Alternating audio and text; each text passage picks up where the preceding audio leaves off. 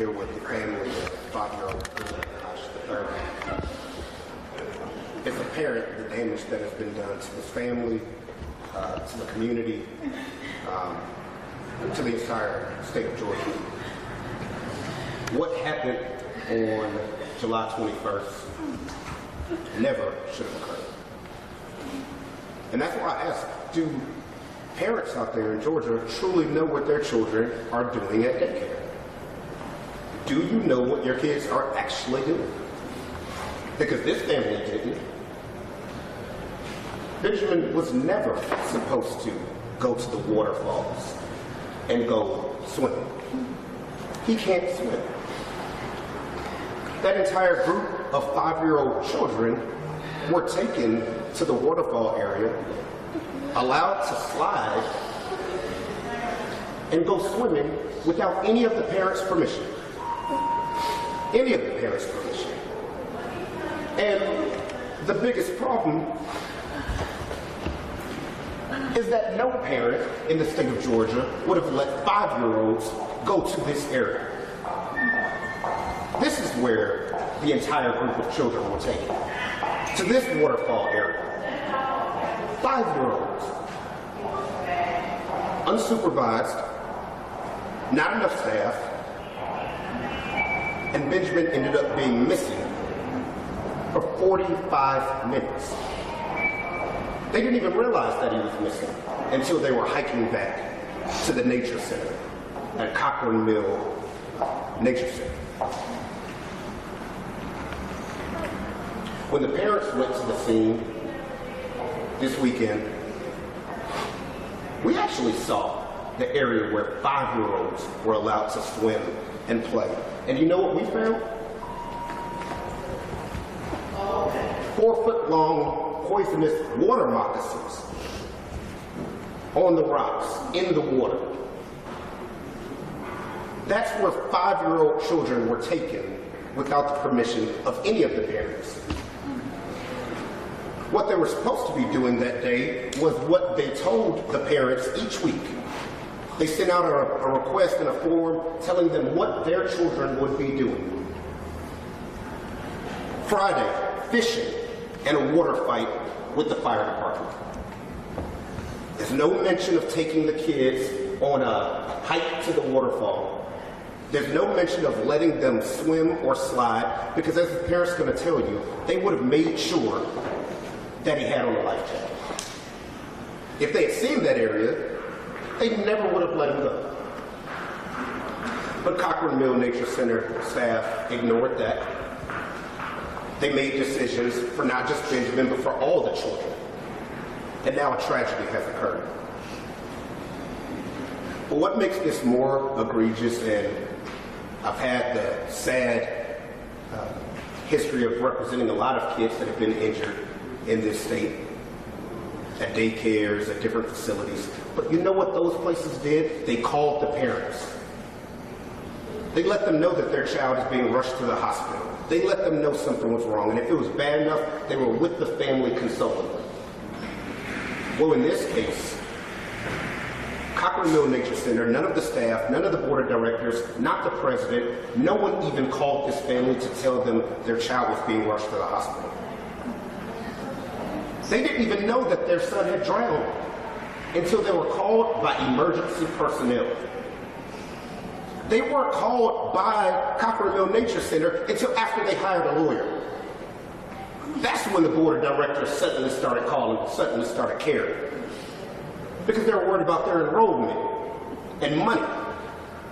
But for 30 hours, they didn't even call a family who they just let their son drown, because they know they were wrong. And they know all of these questions are going to start getting asked. And they know they're being investigated right now for possible criminal negligence. They know they're about to face a lawsuit, and they see the damage that they did to a family. And you couldn't even call.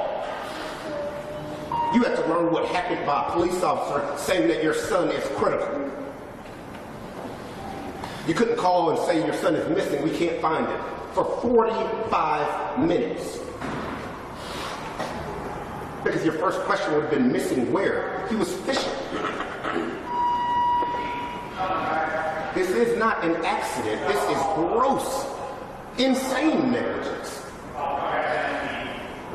And the House family had to pay the price. But any parents out there can pay the price if you don't know what's going on with the summer camp, when they're making decisions for your children on their own. There has to be more regulations in the state of Georgia for summer camps. They're highly unregulated. Few are licensed. Few have training for their staff. Few do background checks.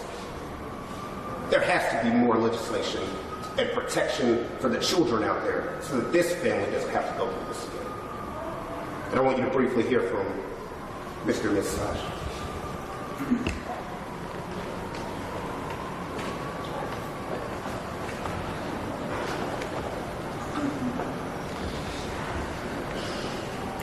Never in a million years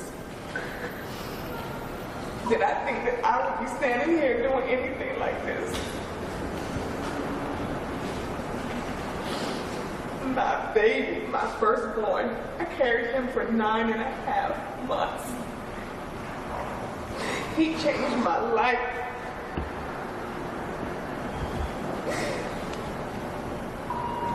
He was everything. He was the light. We were a 4-pack. Anyone who knew us knew if you saw one, you saw the 4 of us. We were always together. His brother was his best friend. He was his father's shadow. And he was my heart.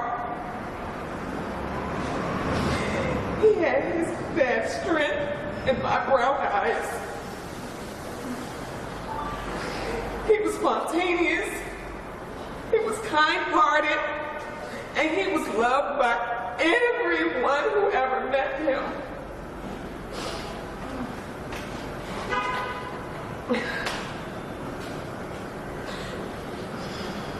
What happened to my son should not happen to anyone.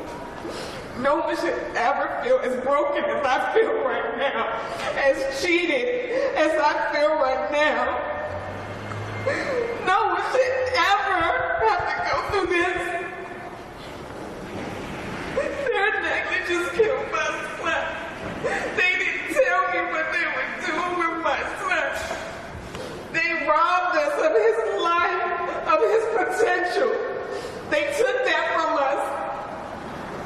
And I am broken. I am sad. Our happy family, our plans, everything. This is what they did to us. I believe that I gave them money to kill my son for the rest of my life. I paid them to kill my son.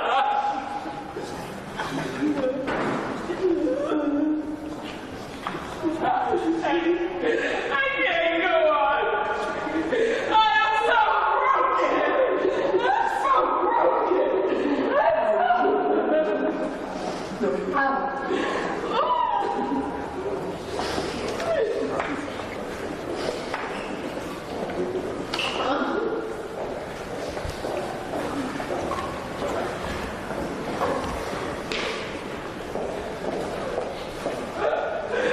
I'm so broken.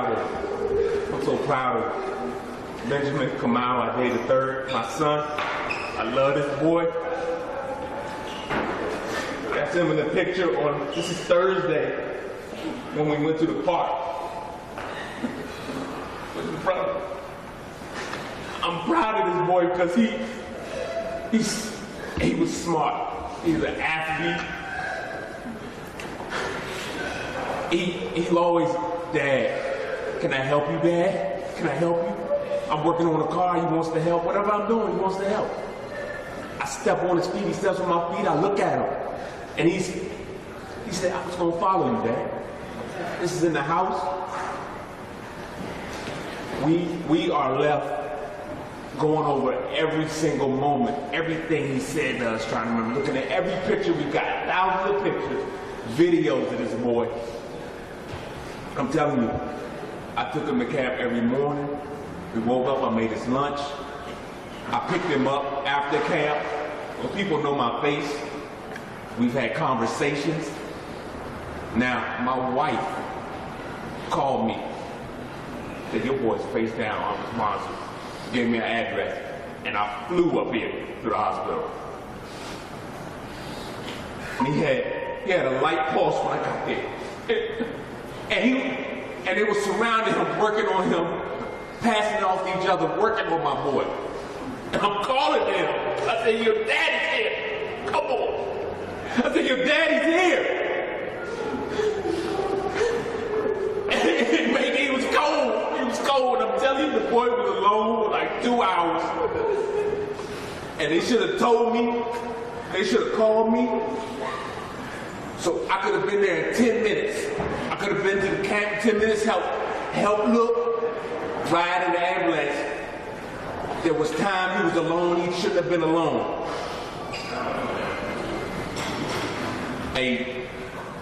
Some trustee called me 30 hours later.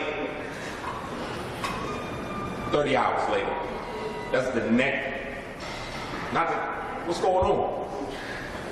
This is a little bit of what we've been through. That's Kamal right there. That's Benjamin Bush III. Well, I never forget every day we're going through this. Me, my wife, and little brother. Like she said, we were B4. B4, it's 4 of us.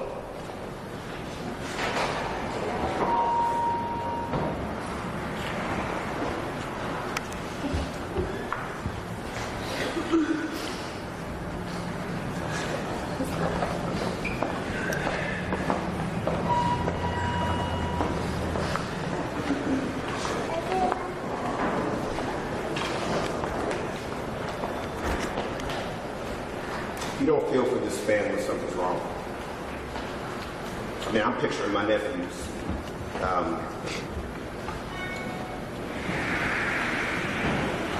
Cochrane Mill Nature Center, you don't think this one.